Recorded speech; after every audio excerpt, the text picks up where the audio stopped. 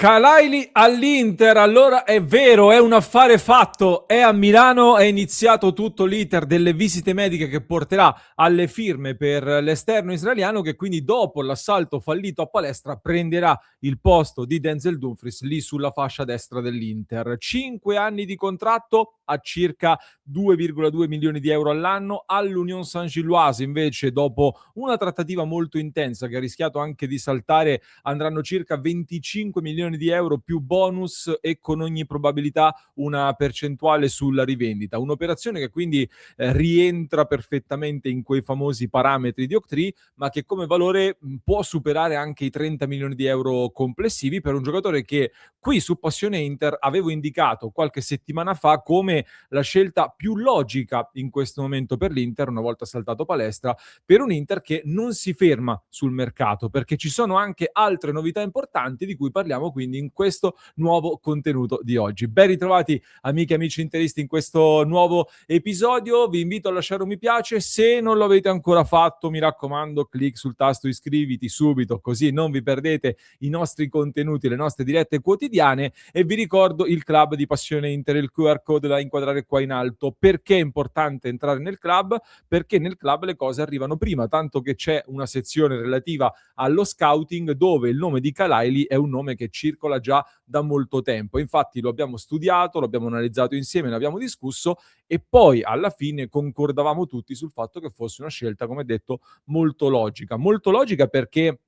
non è fattibile, diciamolo, trovare un sostituto all'altezza di un giocatore d'élite comunque da quel lato come Denzel Dumfries, d'élite perché per definizione lo è, per come sta andando con l'Olanda e per come poi è arrivato al Real Madrid, chiaramente, con le disponibilità che ha l'Inter a livello economico. Un Inter che quindi avrebbe dovuto lavorare o su un'occasione che si presentava dal mercato oppure anticipando i tempi su un giocatore da andare a valorizzare e Kalaili in questo senso è un giocatore da andare a valorizzare che rispetto a Palestra, che era l'altro grande obiettivo, ha già anche esperienza con 3 gol in Champions League e costa la metà a livello di cartellino, cosa che per molti sappiamo essere forse la reale priorità dal punto di vista della società. Ma al di là di questo, con i soldi risparmiati da Palestra e quelli risparmiati anche sul portiere, perché l'Inter poi ha scelto Provedel che andrà ad affiancare Josep Martinez, è costato circa 3 milioni di euro per prelevarlo dalla Lazio, l'Inter ora ha una maggiore libertà di manovra per andare a completare quelle che sono le altre priorità del mercato, soprattutto legate a una difesa dove vi condivido lo schermo con la grafica che stiamo tenendo aggiornata qui su Passione Inter. Ecco, a colpo d'occhio si vede già l'allarme rosso di un reparto arretrato dove oggi l'Inter si presenta in ritiro praticamente con Bastoni, Carlos Augusto, Bissek e Pavard che resta fuori dai piani ma al momento è convocato per il ritiro e Akanji poi che invece è ancora al mondiale e arriverà più avanti e mi è venuto in mente adesso un flash ragazzi, non so se vi ricordate ma l'Inter in passato ha avuto dei mercati in cui la situazione era così ma in attacco, cioè guardando questa difesa mi sono ricordato le amichevoli estive dell'Inter magari con Longo o Sebastiano Esposito con tutto rispetto per questi ragazzi chiaramente, ma stavo pensando visti i famosi paletti che poi ha l'Inter in questo momento a livello di acquisti e di possibilità anche di spesa, avere l'attacco quantomeno quello titolare già formato è una notizia da non sottovalutare secondo me in questa fase. Ma al di là di questo, torniamo sulla difesa. Difesa che, come detto, ha dei buchi piuttosto evidenti in questo momento. Mi stavo confrontando con il collega e amico Giorgio Musso, che salutiamo, lo aspettiamo anche sul canale presto, Giorgio Musso, che è stato spesso qui da noi. In questi giorni Giorgio sta braccando la dirigenza, gli agenti tra visite mediche, sede dell'Inter, eccetera, eccetera. Ci stavamo confrontando e stavamo dicendo che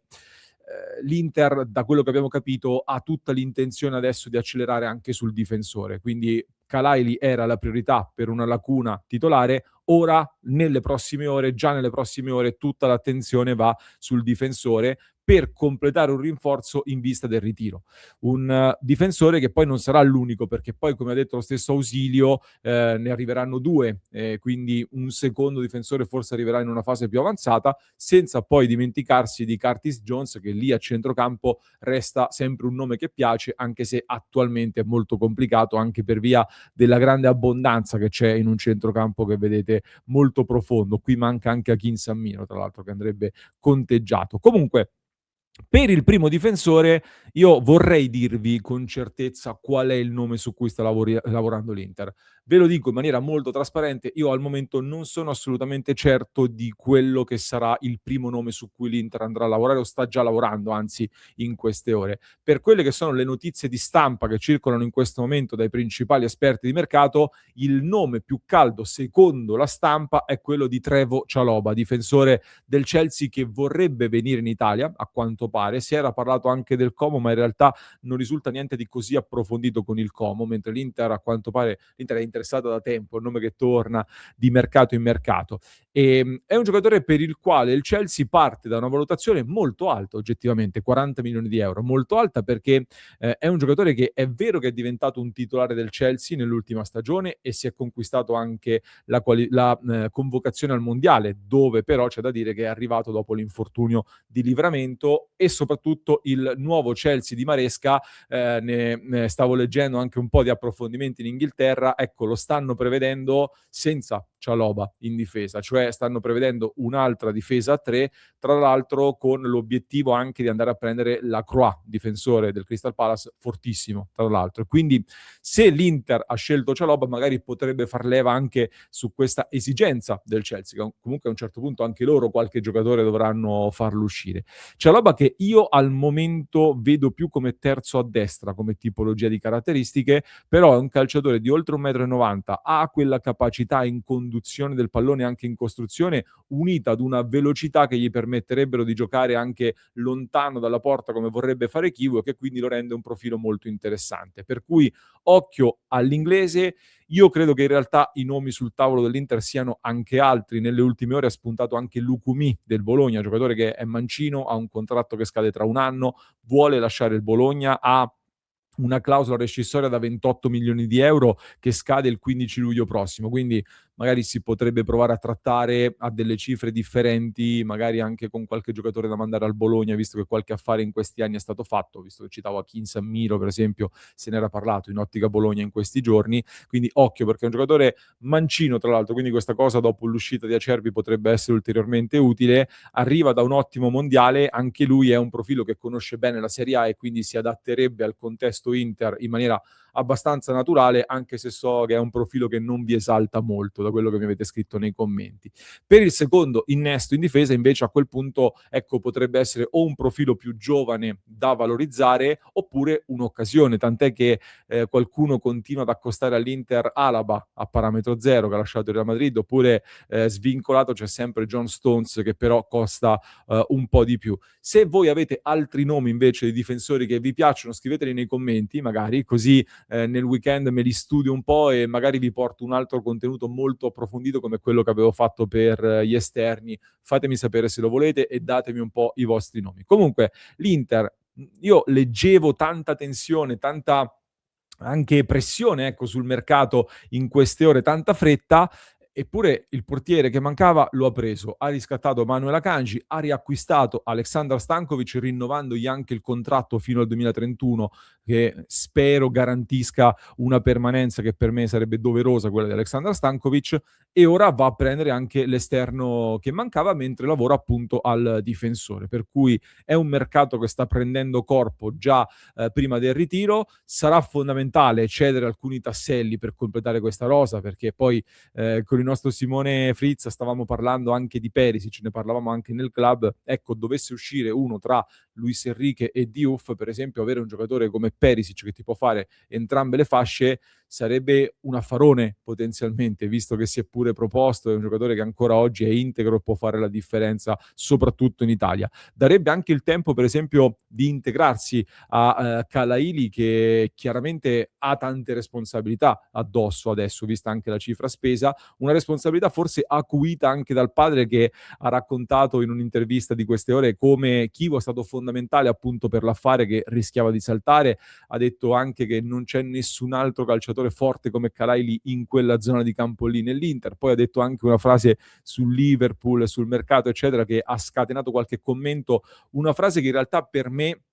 sottintende un ragionamento comprensibile, perché ragazzi, mettiamoci nei panni di un calciatore classe 2004, che quindi ha vissuto tra gli 8-10 anni, quando formi anche un po' la tua idea calcistica da tifoso, da piccolo tifoso, quindi in una Serie A del 2012-2015 fino al 2020.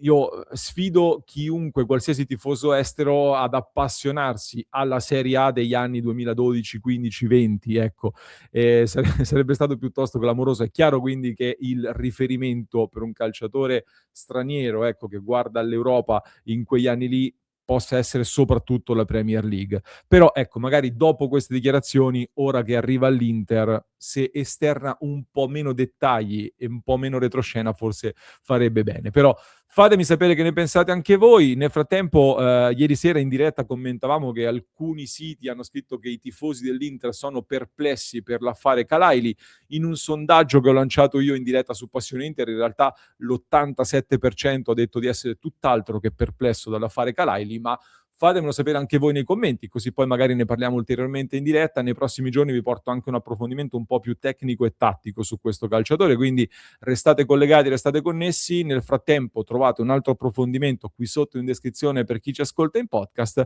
mentre per chi ci segue su YouTube vi basta cliccare qui.